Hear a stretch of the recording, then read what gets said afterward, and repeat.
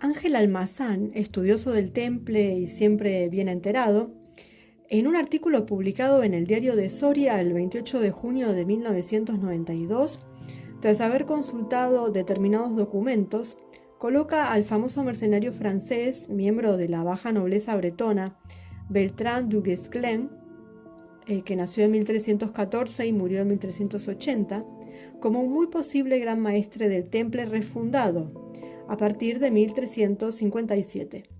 Este personaje tomó parte exitosa en la Guerra de los 100 Años y en la civil que enfrentó en Castilla a Pedro el Cruel y su hermanastro Enrique de Trastámara.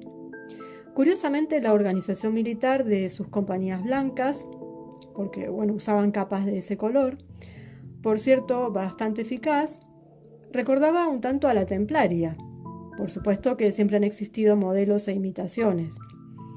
Significativa fue su actuación en esta guerra al lado del bastardo y su intervención en la muerte del legítimo rey, la noche del 23 de marzo de 1369, en oscuras circunstancias. Tras pronunciar aquellas famosas palabras, modelo de frase de doble sentido, que decía: «Ni quito ni pongo rey, pero ayudo a mi señor». Y decimos de doble sentido porque si el aventurero bretón era realmente el gran maestre del temple, su señor no era el bastardo Enrique, sino el propio temple, y la orden no tenía motivos para apreciar a los descendientes de Fernando IV el Emplazado, que como sabemos lo persiguió y expolió.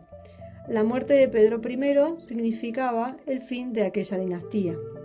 Como sabemos, el nuevo soberano que pasó a la historia como Enrique el de las Mercedes, ya que se vio precisado a premiar a unos y apaciguar a otros mediante tan desproporcionadas concesiones que las Mercedes enriqueñas acabaron convirtiendo la monarquía castellana en una especie de oligarquía aristocrática, donde la realeza era vano simulacro, situación que, por desgracia, se ha repetido en 3 ocasiones a lo largo de los siglos.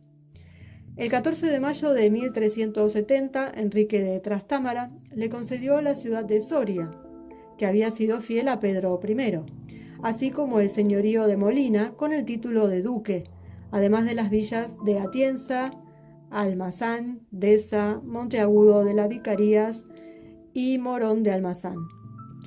En Soria, recuerda Almazán de Gracia, existen al menos una docena de enclaves con tradición templaria, sobresaliendo el monasterio de San Polo y la ermita de San Saturio, en la capital. La ermita de San Bartolomé, ya descrita en su correspondiente capítulo, en el cañón del río Lobos, y la iglesia de Castillejos de Robledo. Como sabemos, el mercenario no consiguió estos lugares sin enormes gastos y sangrientas luchas. Sin embargo, algún tiempo después, por razones ignoradas, pero que debían ser muy poderosas, du Guesclin acabó regresando a su país, vendiendo estas plazas al rey a cambio de una fuerte suma.